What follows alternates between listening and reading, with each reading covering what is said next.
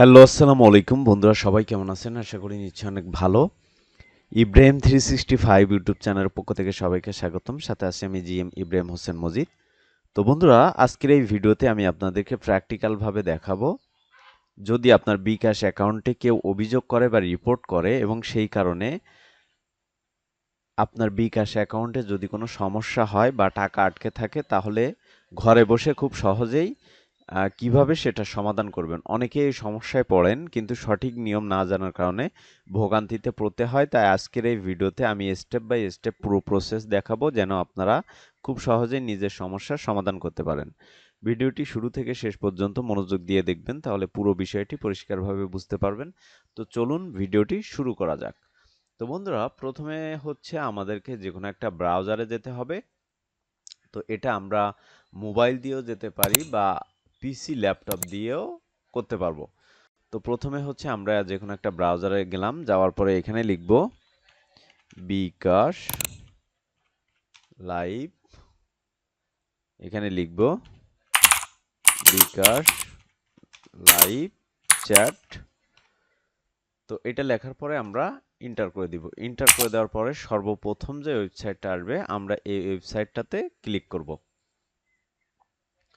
তো ক্লিক করার পরে দেখেন বন্ধুরা, এইখানে হচ্ছে ডান সাইডে আমাদের বিকাশের যে পপ আপ, লাইভ চ্যাটের যে পপ আপটা, সেটা কিন্তু এখানে চালু হয়ে গেছে। তো তার আগে আমি হচ্ছে আমার যে ডকুমেন্টসগুলো সেগুলো হচ্ছে আপনাদেরকে একটু দেখাই। এই যে দেখেন, আমরা হচ্ছে বিকাশ বরাবর একটা দরখাস্ত লিখে রেখেছি। মানে আমাদের যেমন সমস্যা হয়েছে ঠিক তেমনই একটা দরখাস্ত কিন্তু আমরা লিখে রেখেছি বিকাশকে সাবমিট করার জন্য। তো আমাদের বিকাশ অ্যাকাউন্টটি যখন ইনঅ্যাক্টিভ হয়ে যায়, আমাদের বিকাশ অ্যাকাউন্টে টাকা ছিল, তো টাকা সহ আমাদের বিকাশ অ্যাকাউন্টটি ইনঅ্যাক্টিভ হয়ে যায়। ইনঅ্যাক্টিভ হয়ে যাওয়ার পরে আমরা হচ্ছে বিকাশের যে হেল্প সেন্টার আছে সেখানে কল করি।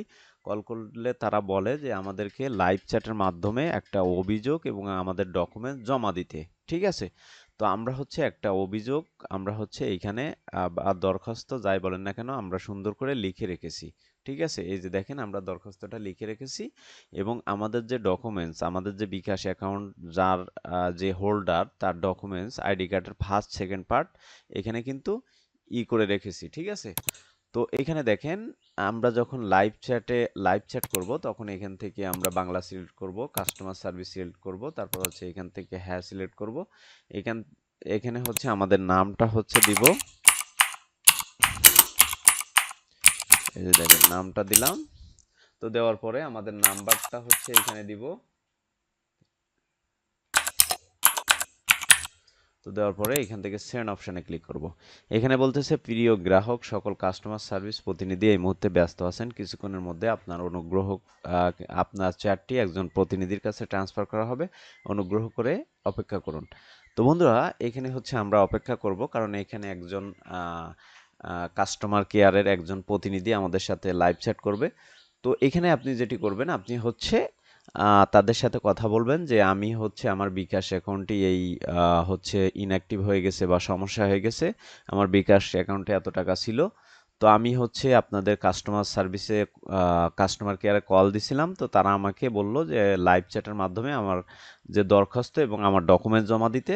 তো আপনি যেটি করবেন, আপনি হচ্ছে এই যে প্রতিনিধির সাথে কথা বলে নেবেন যে আমি হচ্ছে এইখানে এই যে লাইভ চ্যাটের মাধ্যমে আমার ডকুমেন্টসগুলো আমি জমা দিতে চাই। তো যখন তখন তারা হচ্ছে আপনাকে বলবে, ঠিক আছে, আপনি এইখানে আপনার ডকুমেন্টসগুলো বা আপনার দরখাস্তগুলো সাবমিট করেন। তখন আপনি যেটি করবেন, এই যে এইখানে ক্লিক করবেন।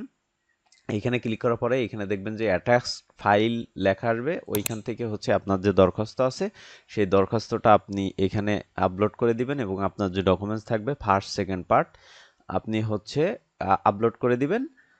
দেওয়ার পরে আপনি হচ্ছে এখান থেকে খুব সুন্দরভাবে তারা যখন আপনার অভিযোগটা নিবে, তখন হচ্ছে আপনি বের হয়ে আসবেন। ঠিক আছে? তো এখানে দেখেন, তারা যেহেতু একজন প্রতিনিধি আসছে, সেক্ষেত্রে আমার যে সমস্যাটা সেটা আমি সেই বিষয়ে আমি কথা বলি। এই যে দেখেন,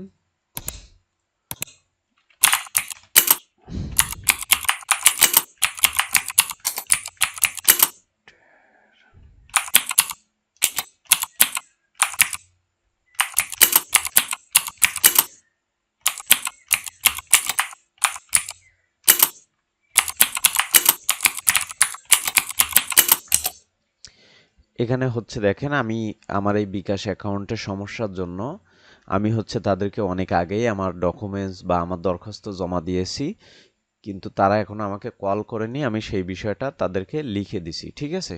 আপনি যেটি করবেন, আপনি যেহেতু ফার্স্ট এই সমস্যার সমাধান করবেন, সেক্ষেত্রে আপনি এই যে যখন প্রতিনিধি আসবে তখন হচ্ছে আপনি তাকে বলে আপনি হচ্ছে আপনার ডকুমেন্টসগুলো এখানে আপনি হচ্ছে এই যে দেখেন সেন্ড ফাইল, এখানে যদি আমি ক্লিক করি তাহলে দেখেন এখান থেকে হচ্ছে আমি এই যে দেখেন আমার ডকুমেন্টসগুলো বা আমার দরখাস্তগুলো খুব সহজেই দিতে পারবো। আমি হচ্ছে আমার বিষয়ে তাদের সাথে একটু কথা বলি। তো আপনি যখন ডকুমেন্টস বা আপনার দরখাস্তগুলো সবকিছু দিবেন, তখন তারা যখন আপনার যে অভিযোগটা নিবে, নেওয়ার পরে আপনি কি করবেন? আপনি বের হয়ে যাবেন।